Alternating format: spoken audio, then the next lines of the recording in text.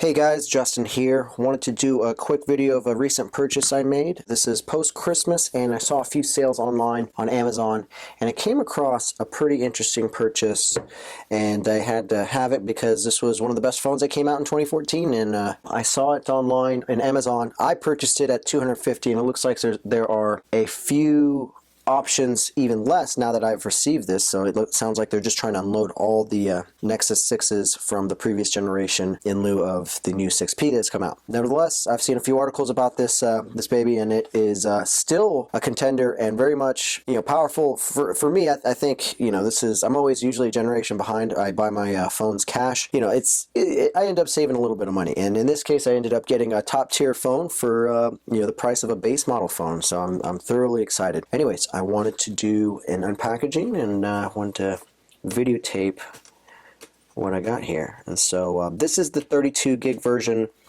When I was looking, they were going for, the 32 gigs were going for $250.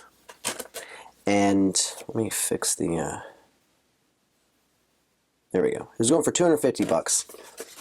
And the 64 gigs we're going for $300. And everything's kept on the cloud nowadays.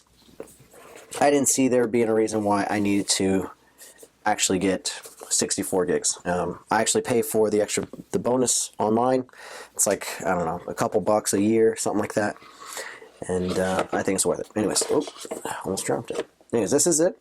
Pretty nice presentation with the package as usual. And this is a beastly of a phone. I'm a big fan of these Nexus phones. I had the Nexus 4 when it came out. At least I was a year behind when I purchased it and loved it.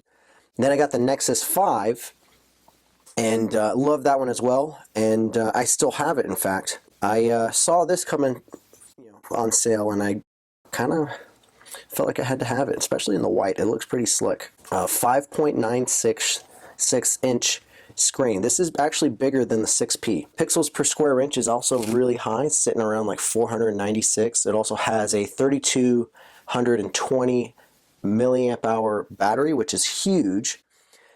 Very excited about that, and I literally haven't done anything with this yet. And let's go ahead and get the battery set up, and I'll get it turned on, put in a SIM card, and see how it works. All right, so this is it. Got it all set up for the most part, but it is pretty impressive. I'm not gonna lie. I like what I'm looking at. This massive screen. I never had a screen this big, and so I guess this was my official new, first new phablet. And so bright screen, looks great, wicked fast. I think this would be, especially in combination with my new smartwatch, I can do the heavy lifting through the phone, which I will be thoroughly excited about. Looks great. I'll probably get a screen or a case or some kind of bumper to run with this. So ergonomically, this thing is huge. I would dare to say this would be difficult to operate one-handed without holding it in some kind of precarious manner. It does feel like it would be better with a two-hand operation. You do see that change in the 6P. The 6P is actually thinner. I think that was one of the complaints about this phone, was that it was almost too wide, and you definitely notice it. I'm a fan of weight. I like that it does feel heavy. Definitely does feel premium. You have this aluminum rim wrapping around it, and this the plastic backing. Interesting. I don't know I don't have an opinion on it. It feels kind of cheap to me, honestly. It looks good. I hope that you guys are catching it. This the processor and the tech behind this phone is still pretty powerful by today's standards. I believe it has a Snapdragon 805. I think it does have some overheating issues, but honestly, I don't game or do anything crazy like that. I'm just doing productivity, emails, Google Drive, sending files back and forth. And so for me, I think having a larger phone will be useful for my situation. All right, going back over some of the specs. The resolution is pretty damn good, 1440 by 2560, which makes that 493 pixels per square inch. That is an AMOLED screen, so really good contrast and dark blacks. Screen to body ratio, you're looking at around 74%, which is, I think that's a little bit less than the LG G3. Not by much, but obviously they're similarly spec'd. The camera, you're looking at 13 megapixels, flash, dual LED. The aperture sizes, you're looking at an f2.0 for any camera photography auteurs out there.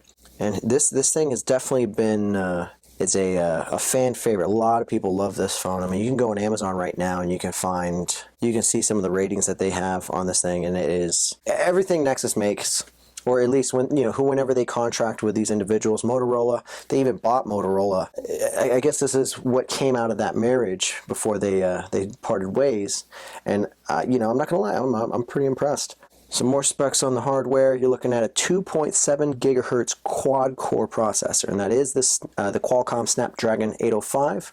Has 3 gigs of RAM. Internal storage on this one is 32, and no expandable slots, unfortunately. And that's one of the things that I'm a little pissed off that they did not do with these phones. I guess there was a trend to try to move away from that, and me personally, I like having the options to expand and whatnot. But now that we have these remote servers kind of storing everything for everybody, it's not so bad.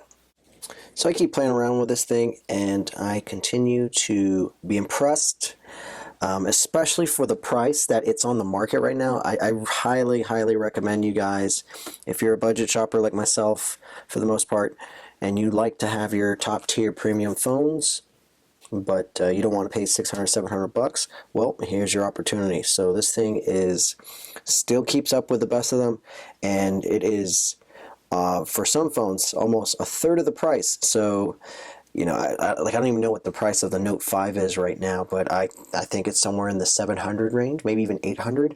So for $250, you're going to tell me the Note 5 is 3 times the phone as the Nexus 6 of last year? Give me a break. I just looked at the price on Amazon, and it looks like it is priced. There's one example of the 32 gig phones going for $231.90 as of January 4th of 2016. So there you go, guys. Anyways, grab them before they're gone.